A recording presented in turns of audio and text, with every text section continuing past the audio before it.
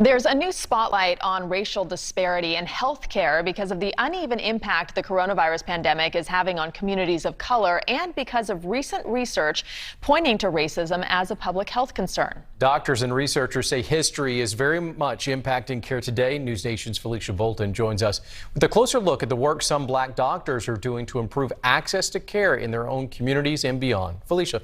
According to the National Library of Medicine, experimental studies, forced surgeries without anesthesia, and segregation within hospitals are just some of the reasons we see racial disparities in the healthcare system today. And in the past year, a number of elected officials and local healthcare leaders have gone on the record saying that those practices have created a public health crisis in their communities.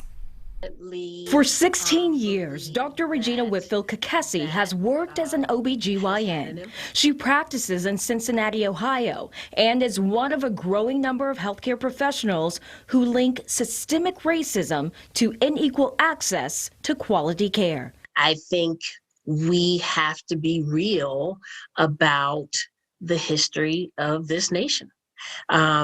This nation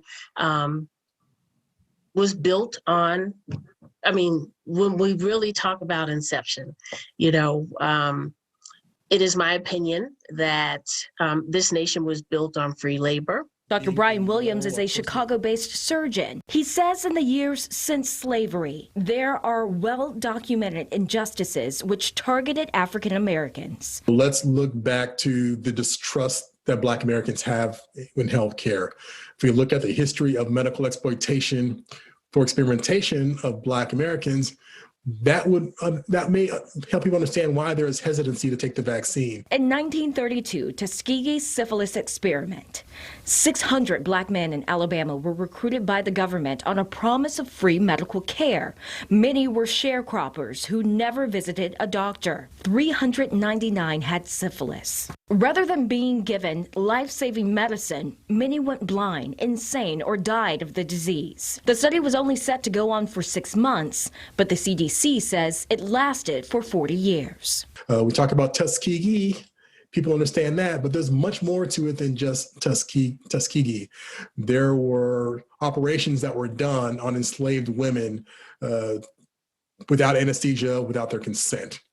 There were women up into the 1980s, even teenage girls who were sterilized against their will or without their knowledge. Both doctors say the lingering effects of the experiments and mistreatment has led to generational fear and mistrust for medical professionals and procedures. A survey from Kaiser Family Foundation revealed that 35% of Black adults are not planning to get the COVID-19 vaccines. Williams says the only way to end disparities and mistrust in healthcare is to educate others. Right now, we need to start planning what we're going to do after the pandemic to change things so that the next generation doesn't suffer as generation is suffering right now. We need to be strategic and think long-term about what we're going to do now to change, to transform society. We just have to make a decision as individuals to do our part.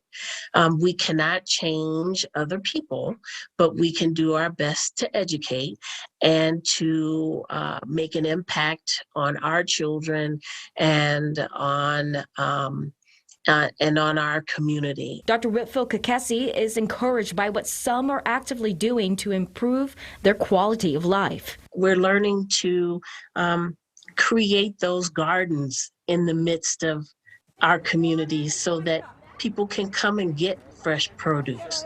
If our grocery stores aren't there anymore.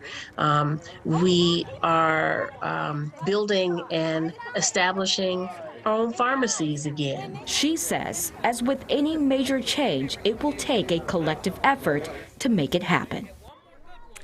And businessman and former New York City Mayor Michael Bloomberg recently committed $100 million to help increase the number of Black doctors in the U.S. And there are also several nonprofits established across the nation solely focused on ending healthcare disparities and helping communities of color during the pandemic.